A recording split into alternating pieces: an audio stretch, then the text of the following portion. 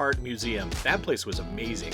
It was. I think we were driving and we got tired and we saw it on the road and we just stopped and Well, slept over. they had RV camping, parking places and stuff. I mean, it's obvious because they're an RV museum, but you know, when we woke up the next day, it was amazing to go out there and see RVs going back 150 years. This is some of the ones we saw outside, and of course, you know, they've got the Eagles RV. Of course they do, because you know they like birds. Bird teams are hard. This was your favorite thing there, the deer. Yeah, but yeah, I just wanted to ride it. I don't think it would let me. You can't ride deers.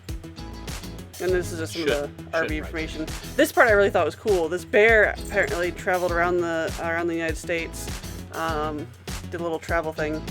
And this is the part that they use for models in the photography. So whenever you see an ad for an RV, there's a good chance it's actually a model. You'll pause here and you can read it. It's really weird. So this I thought was kind of cool.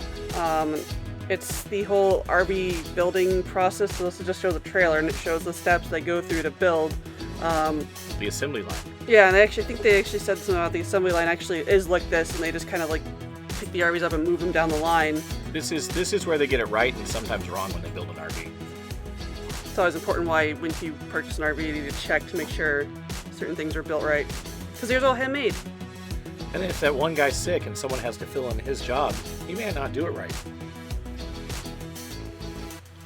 Here's some of the old RVs that were there in the museum that were just cool. I mean, this goes back probably into the 30s or 40s. I don't remember what year it was offhand, but some of these were just amazing. Just pop-up tents for, miners and camping. It wasn't really recreation as much as it was just getting away from society, I think.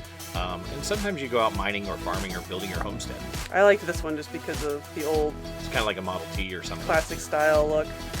And a lot of them had pop-up canvas tents, and that's just where that style came from. And so now when you see a pop-up nowadays, you realize it's very similar to how it was 40, 50 years ago.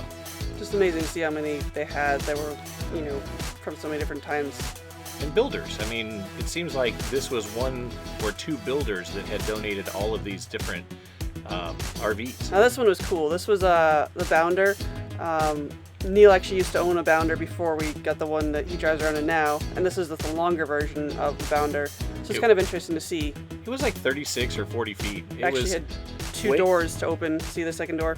That's in case you had a fire.